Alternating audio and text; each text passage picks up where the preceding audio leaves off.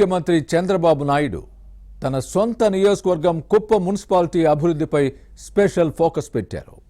పురపాలక సంఘం తెలుగుదేశం ఖాతాలో చేరడంతో ప్రగతికి ప్రణాళికలు రూపొందించే పనిలో ఉన్నారు. సింగపూర్ బృందంతో మాస్టర్ ప్లాన్ రెడీ చేయించాలని నిర్ణయించారు. బృహత్ ప్రణాళికలో భాగంగా కుప్పంలో కల్పించే సౌకర్యాలేంటి, అభివృద్ధికి కేటాయించే నిధులెంత?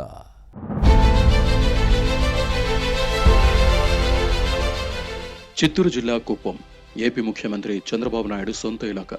ఇక్కడి నుంచి 8 సార్లు ఎమ్మెల్యేగా గెలిచి చరిత్ర సృష్టించారు. కానీ వైసీపీ పాలనలో నియోజకవర్గం వివక్షకు గురైంది. 5 ఏళ్లు అభివృద్ధికి నోచుకోలేదు. ఇప్పుడు ప్రగతికి ప్రత్యేక ప్రణాళికలు రూపొందిస్తున్నారు. 1989 నుంచి 2024 వరకు అప్రతిహతంగా గెలిపించిన ప్రజలకు అభివృద్ధితో కృతజ్ఞతలు చెప్పేందుకు సిద్ధమవుతున్నారు. 2021 మార్చిలో జరిగిన మున్సిపల్ ఎన్నికల్లో ఫ్యాన్ పార్టీ గెలవడంతో తెలుగుదేశం క్యాడర్ ఎన్నో ఇబ్బందులు ఎదుర్కొంది. కూటమి ప్రభుత్వం వచ్చిన తర్వాత రాజకీయ పరిణామాలు చకచక మారిపోయాయి. వైసీపీ కౌన్సిలర్లు సైకిల్ ఎక్కడంతో కుప్పం మున్సిపల్ కోటపై టీడీపీ జెండా రెపరెపలాడింది. చైర్మన్ పదవికి జరిగిన ఎన్నికలో తెలుగుదేశం ఘన విజయం సాధించింది. అనూహ్యంగా టీడీపీ కౌన్సిలర్ సెల్వరాజ్ చైర్మన్ కుర్చీలో కూర్చున్నారు. పదవి నిలబెట్టుకోవాలన్న ఉద్దేశంతో ఫ్యాన్ నేతలు చేసిన కుయుక్తులను కౌన్సిలర్లు తిప్పికొట్టడంతో పట్టు కోల్పోయి బొక్కబోర్ల పడింది.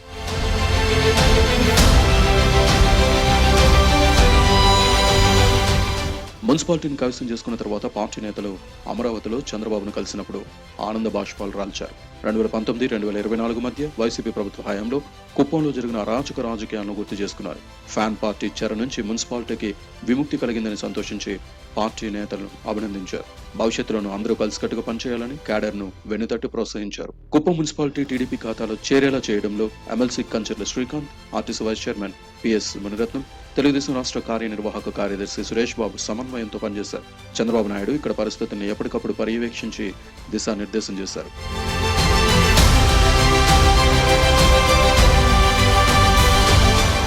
కుప్పం మున్సిపాలిటీలో 25 వార్డులు ఉన్నాయి. 2021 మార్చిలో జరిగిన మున్సిపల్ ఎన్నికల్లో వైసీపీ మెజార్టీ సాధించింది.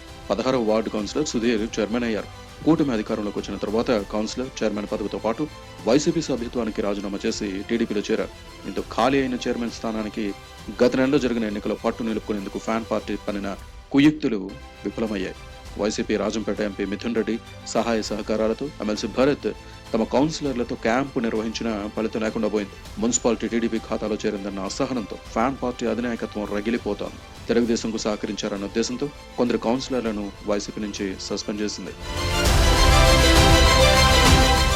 కుప్పం మున్సిపాలిటీ తెలుగుదేశం పరం కావడంతో ఇక్కడ అభివృద్ధిపై చంద్రబాబు దృష్టి పెట్టారు.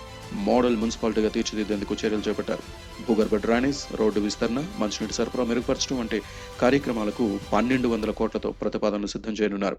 త్వరలోనే సింగపూర్ బృందం కుప్పంలో పర్యటించి సర్వే చేసి మాస్టర్ ప్లాన్ రూపొందించనుంది. కుప్పం పట్టణాభివృద్ధి సంస్థ ఆధ్వర్యంలో పనులు చేపడతారు. మొత్తం మీద కూటమి పాలనలో కుప్పంకు మహర్దశ పట్టబోతోంది.